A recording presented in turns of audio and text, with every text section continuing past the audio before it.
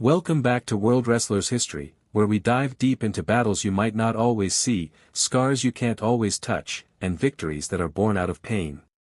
If you caught part 1, you saw Brock Lesnar's early life, his farm, his wrestling in high school and college, his meteoric rise in professional wrestling, and how he walked away when so many thought he'd never return. Today, we pick up where that left off, Brock stepping into the real fight game of MMA, facing a devastating illness that almost ended everything, returning to the ring with new purpose, and creating moments that echo far past the cheers of the crowd. So settle in. Let's travel from the cage to the hospital, and back into the roar once more. After leaving WWE, Brock Lesnar needed more than the scripted drama of wrestling. He needed something with raw truth. Mixed martial arts wasn't just popular, it was a proving ground. He began preparing, chasing authenticity. The training was punishing.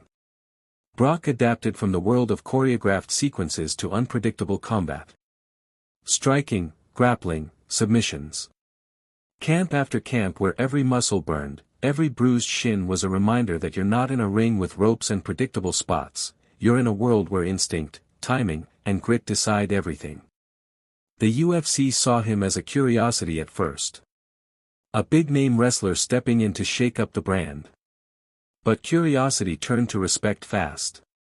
Brock's wrestling base gave him a grounding few MMA fighters had. He dominated the takedowns, controlled positions, and showed a surprising ability to absorb punishment. He fought his first UFC fight against Bobby Lashley in early 2008. Lashley was no stranger to combat or wrestling, but Brock's intensity, his ability to maneuver, showed a man who had studied every weakness, every opportunity. Brock won that fight decisively, setting the tone. This was no flash. Then came the match with Heath Herring, where Brock showcased not just raw power, but patience. He wore down Herring, shifted momentums, kept composure while fans shouted. Victory via TKO, and Brock's place in MMA was no longer a gimmick, it was earned. And then, that unforgettable moment. In November 2008, Brock Lesnar faced Randy Couture, a legend, a man known for his wrestling pedigree and MMA IQ. Many expected Couture to outstrategize the newcomer. But Brock stunned the world. He dominated early, controlled takedowns, kept pressure, and at one point dropped Couture with a ground-and-pound assault. When the TKO finish came, Brock held the UFC Heavyweight Championship. He stood in the octagon, chest rising, arms raised, this time not because someone wrote a script, but because he had answered a challenge no one thought he could. He was the champion of one of the toughest combat sports in the world. But sometimes, the hardest fights happen away from the limelight. Sometime after capturing the title, Brock began suffering from diverticulitis, a disease where pouches in the intestines become inflamed or infected. Pain, swelling, infection, trenches that ravage you from the inside. He developed perforations in his intestines, infection spread, he battled fever, nausea, and weight loss. At his lowest, he dropped dozens of pounds, growing gaunt and weak. Fans watching highlight reels saw the champion image, but backstage Brock lay in hospitals, hooked up to IVs, doctors talking about emergency surgery, about complications that could mean he might never compete again. A fighter facing the disease felt small, powerless against his own body. He was used to pushing limits, but this was a limit he couldn't brute force. Remembering the smell of early morning hay, the cold South Dakota wind on his face. These became lifelines.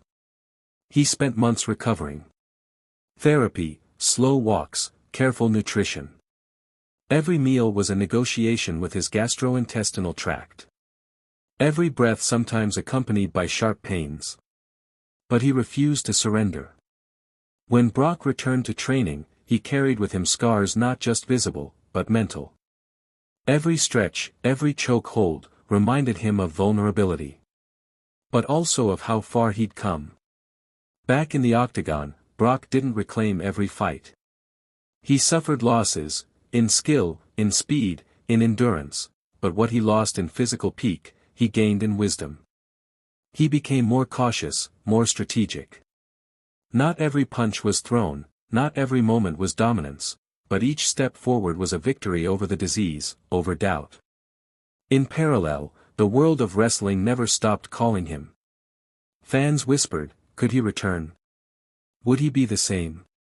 WWE's creative teams watched. Brock knew the gamble.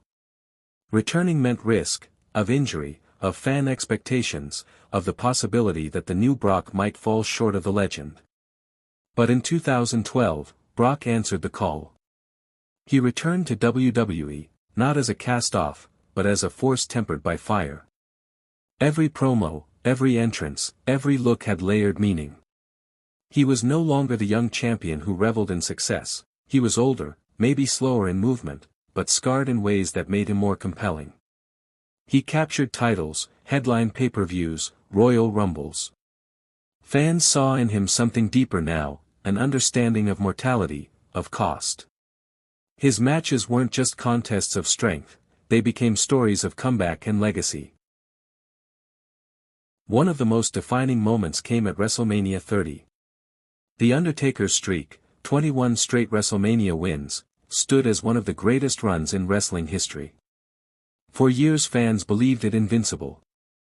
Brock faced Undertaker, in a match many thought was too symbolic to touch. Yet Brock delivered the F5, sealed the win, ended the streak. The ring shook. The crowd gasped. The legend shifted. It wasn't just about ending a streak, it was about what he represented. That no matter how towering the obstacle, no matter how near to legend something becomes, nothing is sacred unless it's challenged. After that, Brock continued wrestling, defending belts, building matches with new stars, fighting with physical wear and tear. Injuries accumulated. He battled back spasms, joint pain, weight fluctuations, effects of aging athlete trying to stay at the top. The burden of expectations grew heavier, but so did his reputation, not just as a monster in the ring, but as a survivor. Off stage, he sought refuge in privacy. His farm life in Saskatchewan became more central. His children, his wife, the quiet woods, hunting and fishing, anchors against chaos. Brock rarely sought interviews. He rarely revealed softness.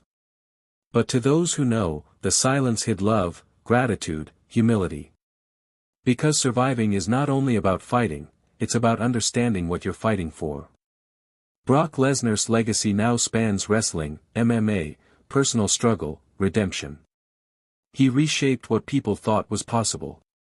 He showed that leaving at your peak is both courage and risk. That losing strength isn't failure, it can be preparation. That facing illness doesn't define you, but how you rise after does. Thank you for staying with this journey. From the cage to the darkest nights, to stadium lights again, Brock's story reminds us, the greatest battles we fight are sometimes the ones within ourselves. If this story moved you, if Brock's perseverance, his ability to walk through suffering and stand again, it'd mean a lot if you hit like, subscribe to World Wrestlers History, and shared this with someone who needs to hear it. Tell me in the comments, what moment makes you believe that no matter how hard life hits, rising again is always possible? Until next time, keep your heart strong, your spirit undaunted, and remember, legends are not just born, they are forged through fire.